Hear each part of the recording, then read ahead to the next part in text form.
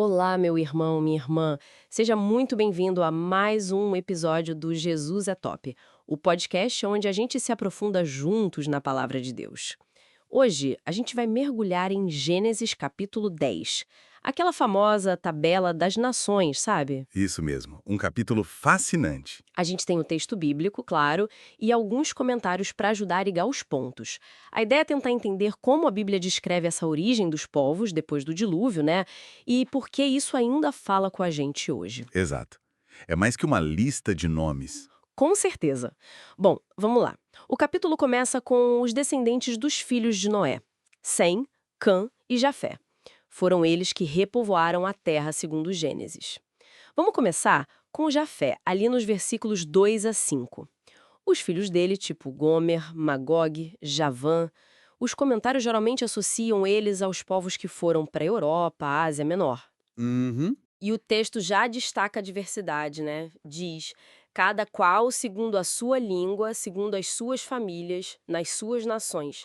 Parece uma expansão já, assim, organizada. E o que eu acho muito interessante aí, logo de cara, é a menção aos povos das ilhas, ou povos marítimos, lá no versículo 5. Verdade. Isso não é só um detalhe geográfico, sabe? Mostra uma consciência antiga da importância do mar, das rotas no Mediterrâneo, talvez. Hum. Mostra que a visão bíblica já conectava a genealogia, território e até a dinâmica dos povos que navegavam.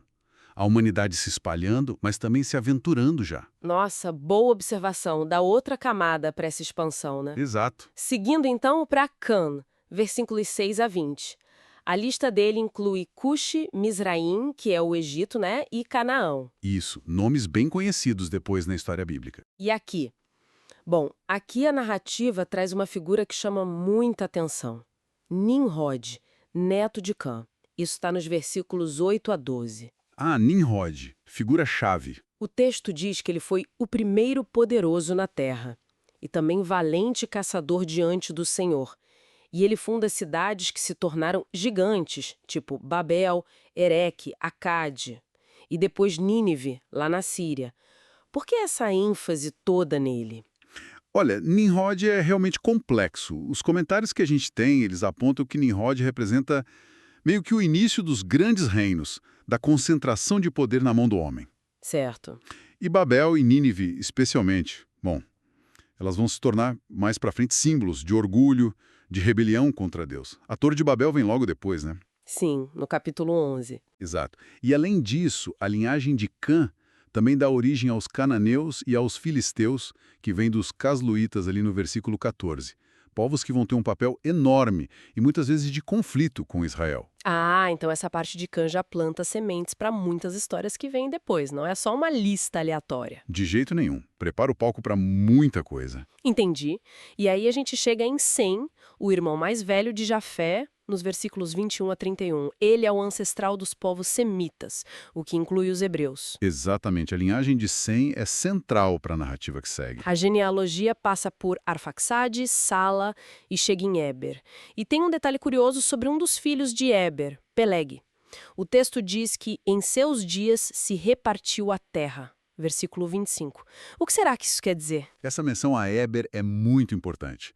Muitos estudiosos veem aí a raiz da palavra hebreu. Faz sentido. E essa nota sobre Peleg, sobre a divisão da terra, é super significativa.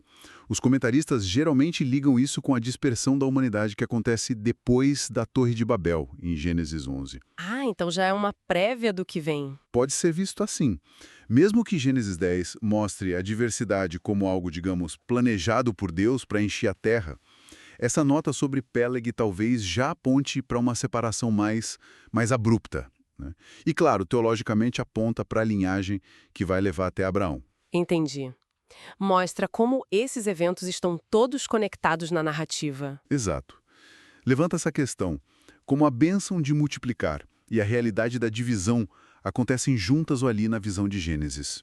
Diz, são essas as famílias dos filhos de Noé, segundo as suas gerações, nas suas nações, e destes foram disseminadas as nações na terra, depois do dilúvio. Então, qual é a grande lição aqui, pensando nas nossas fontes? Olha, a reflexão principal que os comentários trazem é que, por trás dessa lista que pode parecer meio seca, Gênesis 10 está afirmando a soberania de Deus sobre toda a história humana. Ele não é um Deus só de Israel, mas o Criador, aquele que conhece todas as nações. A própria diversidade de línguas, de culturas, que lá em Babel vai ser vista como um juízo, aqui em Gênesis 10, ela é apresentada como o resultado do plano de Deus de encher a terra. Que interessante essa perspectiva. É uma expressão da criatividade dele, do senhorio de Deus sobre todos os povos. Isso leva a gente para uma aplicação bem prática, né? A sugestão dos comentários é clara. Lembrar que toda pessoa, não importa a origem, a cultura, a língua, tem valor para Deus, faz parte do plano dele. Exatamente. O convite é para a gente escolher a empatia, o respeito, em vez de focar no que divide. Tentar refletir o amor de Deus por todas essas nações que ele mesmo criou. Então, para resumir, Gênesis 10 é tipo um mapa antigo. Não só de onde os povos vieram, na visão bíblica, mas também revelando um Deus que está no comando da história e que valoriza essa diversidade toda. Perfeito. E fica talvez uma provocação final para a nossa reflexão, né?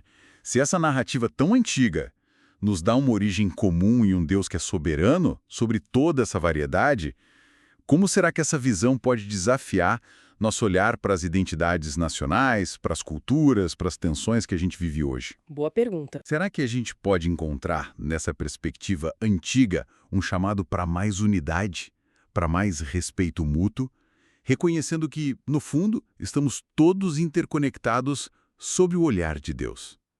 É algo para a gente pensar, com certeza. E aí, o que você achou desse estudo? Fala com a gente nos comentários, queremos muito saber como essa palavra tocou o seu coração.